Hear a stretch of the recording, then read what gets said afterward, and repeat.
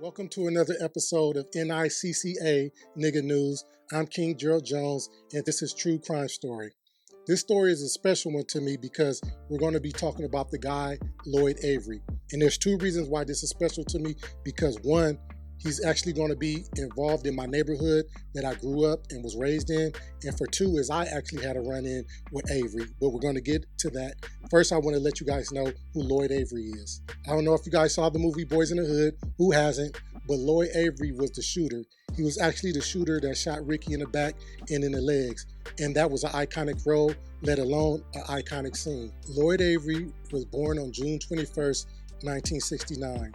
He lived in a great area of Baldwin Hills, which was also referred as the Beverly Hills. He had a dad who was a handyman, electrician, plumber, carpenter, which allowed his mom to be a stay-at-home mom. He actually went to some of the best schools, and his brother Shay described them as being silver spoon kids that they wanted for nothing. He attended Beverly Hills High School, and he was friends with Quincy Jones' son. He also was friends with the children of Smokey Robinson. He worked at odds and ends jobs with his dad on the side, but he was really interested in doing music. He wanted to pursue beat making and producing, but his dad wanted him to do the opposite. His dad wanted him to take up the trade and have a good life for himself, but that drew a wedge between Avery and his dad because Avery had bigger passions and bigger aspirations. It was believed that the problems were so big that the dad took a bat to his beat machine just to get him not to do any more music. But ironically, that's actually what started the first case or created the first situation of stealing and thievery from Avery, because in 1990, he went to a guitar center and got caught for stealing a beat machine, the same beat machine that his dad had destroyed with a bat. As playing Knucklehead number 2 in Boyz in the Hood, it was believed that that actual role of him playing the blood that shot Ricky changed him. He began to imitate real gang members, and he began to actually hang out with gang members. Eventually, as we get into it, you'll see that he joined the BPS Blood Gang in the jungles. But this role was not only surprisingly changing him in the eyes of John Singleton, but amongst all of his cast members. They were wondering what was going on with him. He was starting to actually imitate the roles that he was playing. And not only was he getting respect from the industry as playing this good role, but he was getting respect in the hood in a negative way by being the blood that played the blood on the screen and shooting Ricky. The next role he played was Poetic Justice, where he also played a thug that killed an innocent bystander. And if you can see the parody in this, you can see that, he's playing these roles and he's actually starting to believe these roles, embody these roles, and maybe become a little curious from going from, innocent kid being born in Baldwin Hills and raised in Baldwin Hills to actually playing these gangster roles and maybe being intrigued by it. Maybe the Tupac syndrome. It was so much said that he had turned into this thug that even at the world premiere in Los Angeles, at the end of the movie, and while the credits was rolling, Avery stood up and said, "Man, this shit was whack," in front of John Singleton, which kind of put a wedge and put strain on the relationship.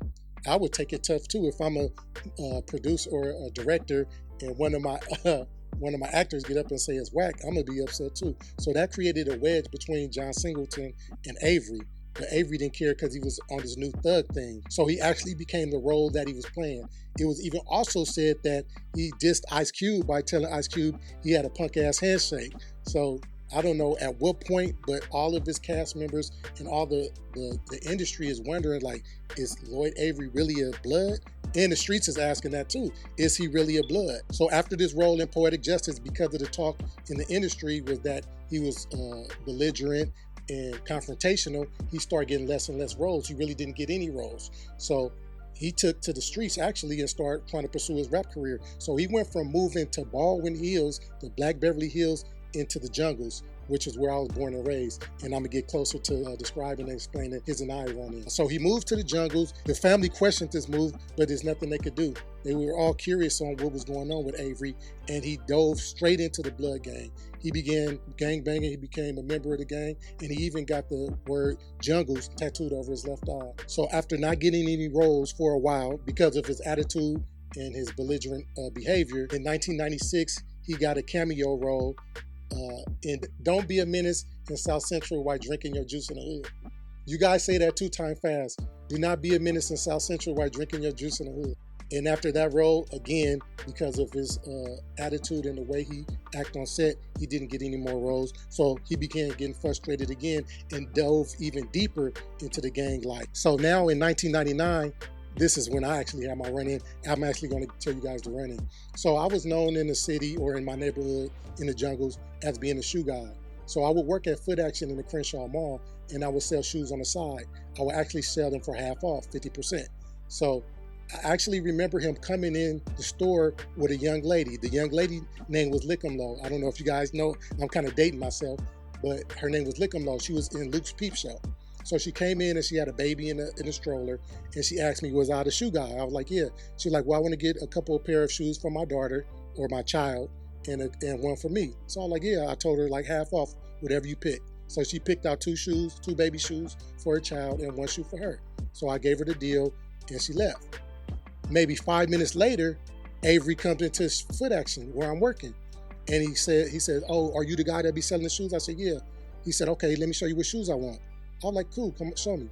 So I don't know if you guys remember in 1999, lugs were, I don't know if they were popular. I wouldn't wear them, but people were wearing lugs.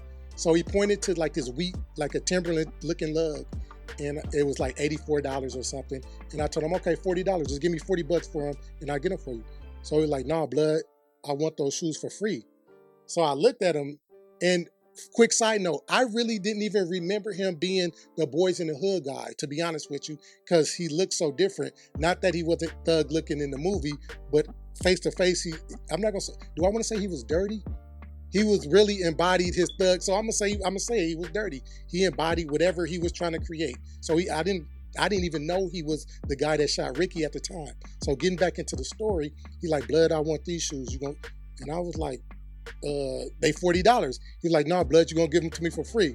So at this point, I'm about my money. I wasn't really in fear of him. I more so wanted to make my money.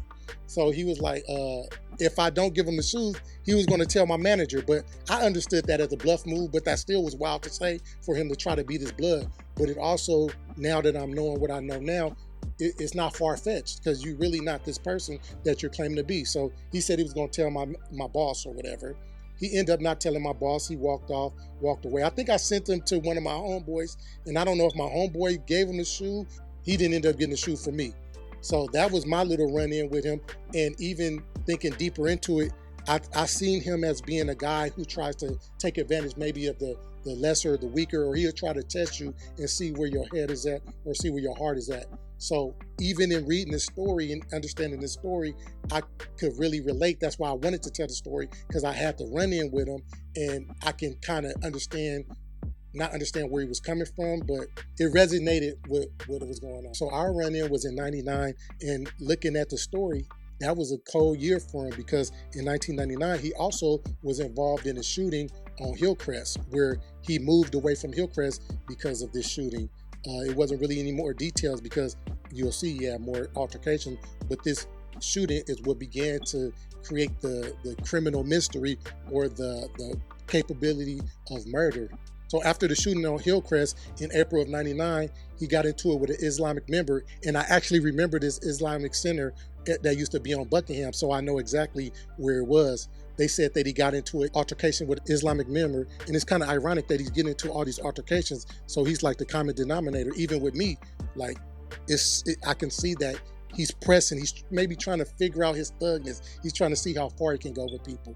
But anyway, he gets into it with the Islamic member at the center, and he throws a concrete water meter inside of the Islamic center, which later on, he had a shootout with them. So like I said, he moved away from the jungles because of the situation, and I think he moved with his grandma in Beverly Hills. So still in the year of 1999, 3 months after the altercation with the Islamic member, he gets into it with a lady over a drug debt.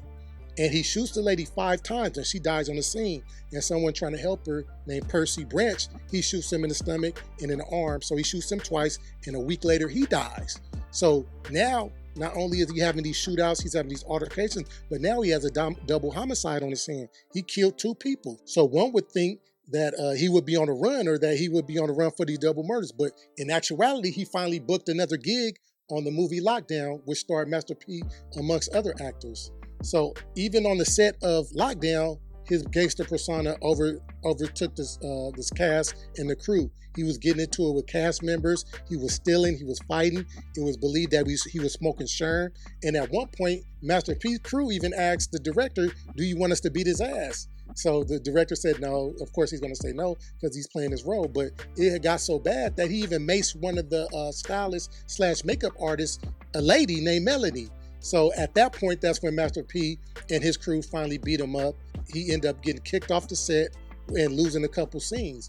But in the act of, after Master P and them beating his ass, mind you, this scene or this movie is being filmed in a prison. So there's a section in the prison that's not active that they have shut down, but it's connected to a very active prison. So after Master P and his crew beat Lloyd Avery's ass, jump him, he runs over to the active prison.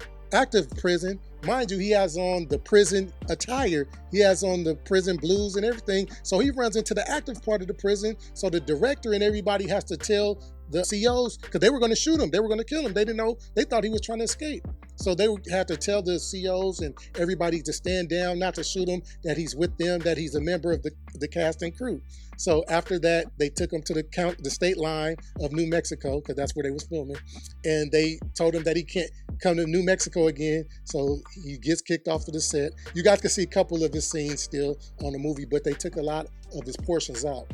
So he goes back to LA. Mind you, he had committed a double homicide. Like I said, he's not running. He's just living his life like nothing happened. So he went back to LA, and now it's like he had a change of heart.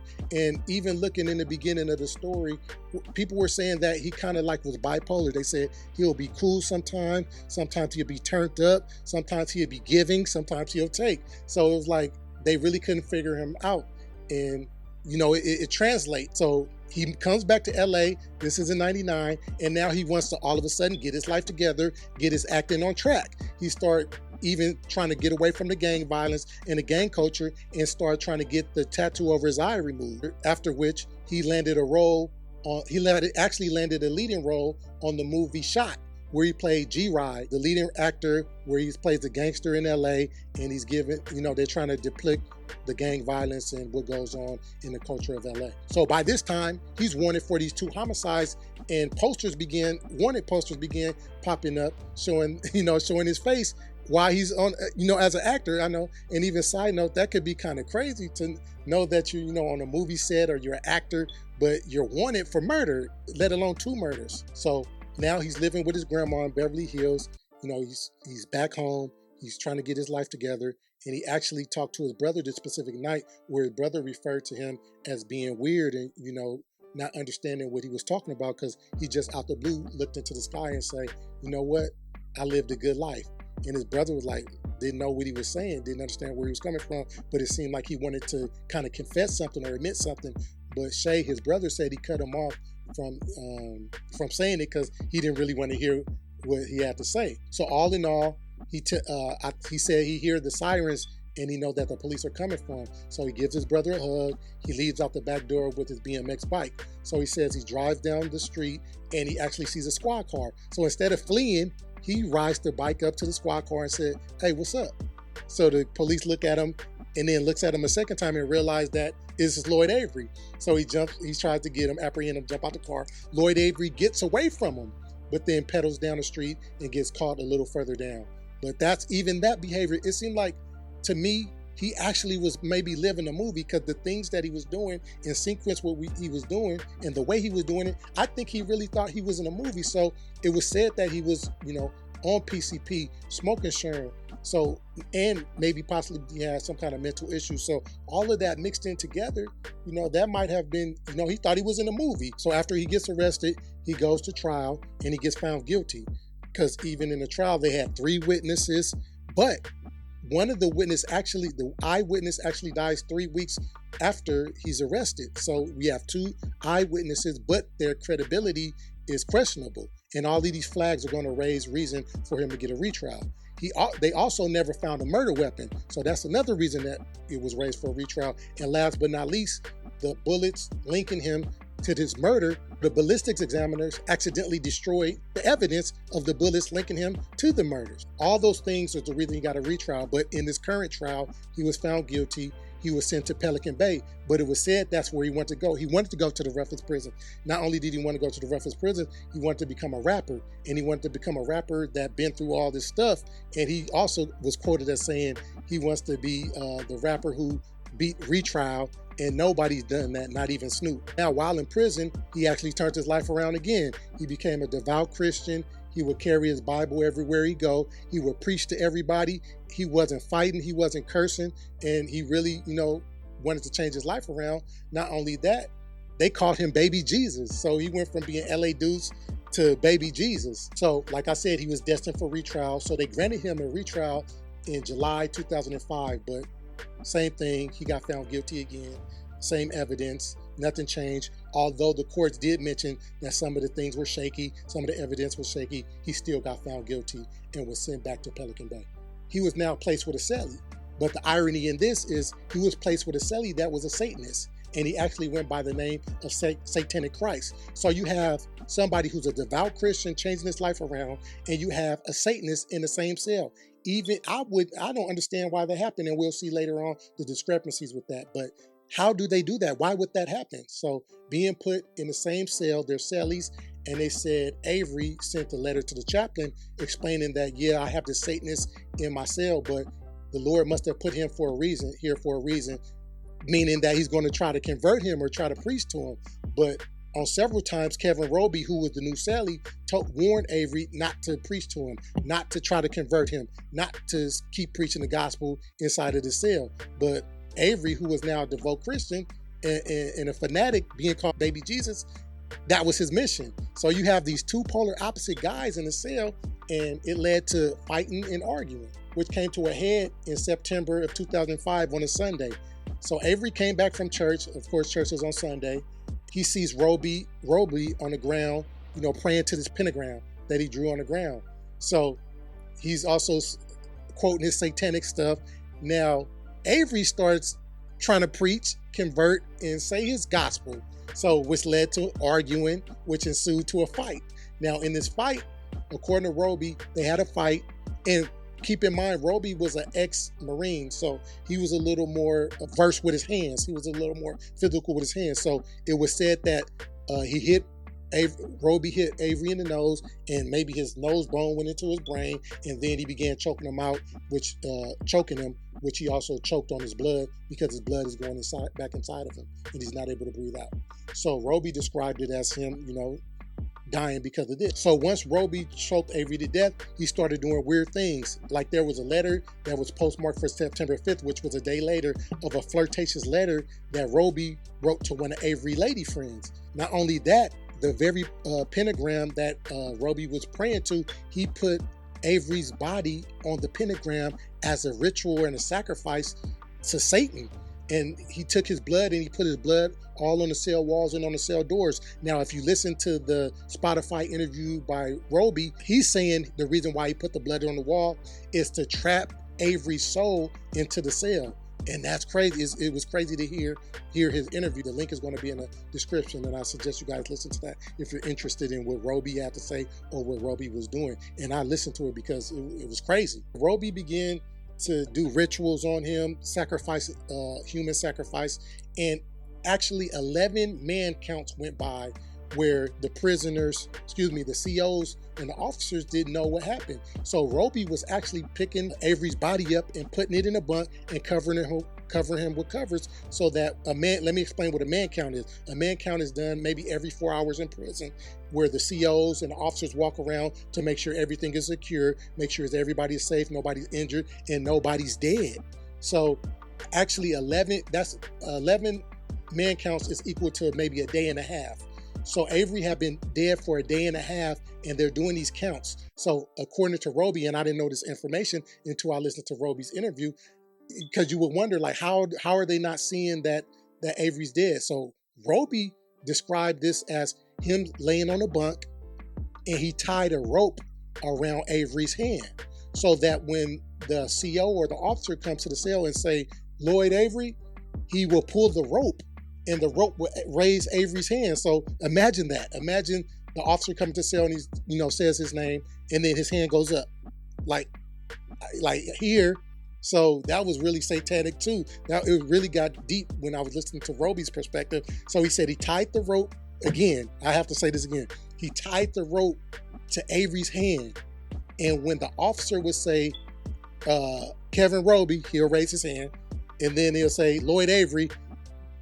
Roby will pull the rope, and then Avery. That was chilling. Even the fact that Roby was in there for raping and killing his own sister. So that shows you what kind of time he was on. That shows you what kind of demonic thinking he was on. So why would they have him in his cell with this devout Christian? That was crazy. So the way that Roby finally get caught is because, and he only reason he got caught is because he was actually performing another ritual, another human sacrifice where he put Avery in the pentagram and he's praying over his body. I don't even know if it's called praying, but he's doing a ritual over his body with his blood. So one of the CO's officers walk by and they actually see Roby doing this ritual with Avery's body. So they run in the cell, arrest Roby, put him in handcuffs, and they find out that Avery is dead. They try to perform CPR, but he clearly has been gone because it's 11 counts that passed. That's equivalent to like a day and a half. So Avery is dead. The irony in that is that Roby wasn't even charged for the murder of Lloyd Avery because he had 3 life sentences. So what's the point? He's not eligible for the death penalty. So they were like, well, what's the point of charging him? He already have 3 life sentences. And they also said not only is there no point, but he would be treated better if he was charged, with this murder. So they actually didn't charge.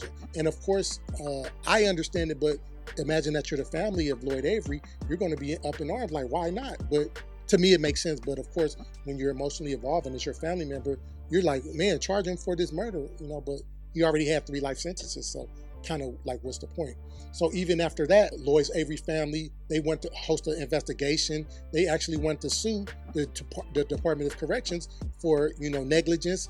And like, why would you guys not know that he's dead after 11 counts? So they tried to petition to the NAACP, and they also asked Johnny Cochran to take the case, but nobody wanted to take the case. Maybe because Lloyd, had these murders, I don't know. But Johnny Cochran nor the NAACP wanted to take the case. So yeah, this was a wild story, ending with the life of Avery being taken by a Satanist.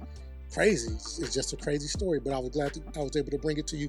And it really, like I said, was touching because this happened in my neighborhood and I actually had a run-in with him. I need you guys to like, share, subscribe, and comment. That was another true crime story. I'll be coming at you guys with other ones. Thanks for watching.